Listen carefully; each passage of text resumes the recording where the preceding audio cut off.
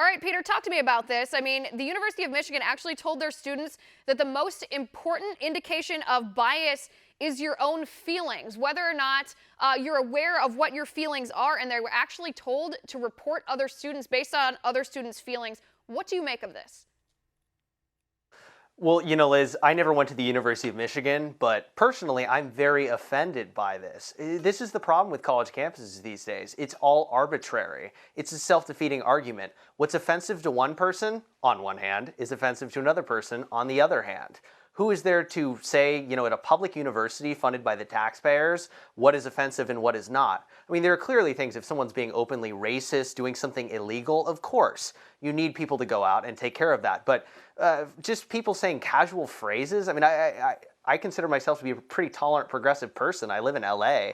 I've never even thought of on one hand or the other hand as being something offensive. And look, these students are not going out and trying to offend people.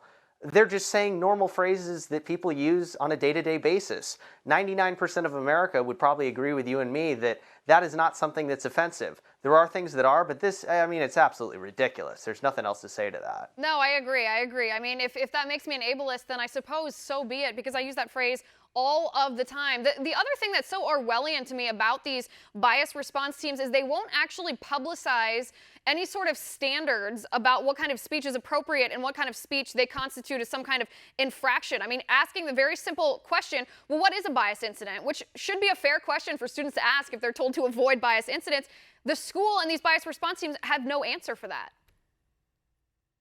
Well, and that's true. And let's go even beyond that. I mean, there was a Wall Street Journal article on it recently, and the Wall Street Journal reporter had to pay $2,400 for a records request with a public university. I mean, it's very clear that this school is trying to hide what they're doing because they know it's wrong. But here's the problem. Administrators, professors, everyone else, by the way, that are all on the taxpayer dime, look, these people are capitulating to these students. It's literally the inmates running the asylum. This is at every school across the country. And if this was at a private university, I could say I disagree with it, but a private university can sort of do whatever they want to. But to use the police in a punitive way, I mean, this is like the Gestapo. This is ridiculous. I mean, this is, Orwellian is a perfect word to describe it. There's literally no other way to describe it other than Orwellian. You're completely correct on it. I mean, this is double think and double speak, and it's 1984 all over again with this.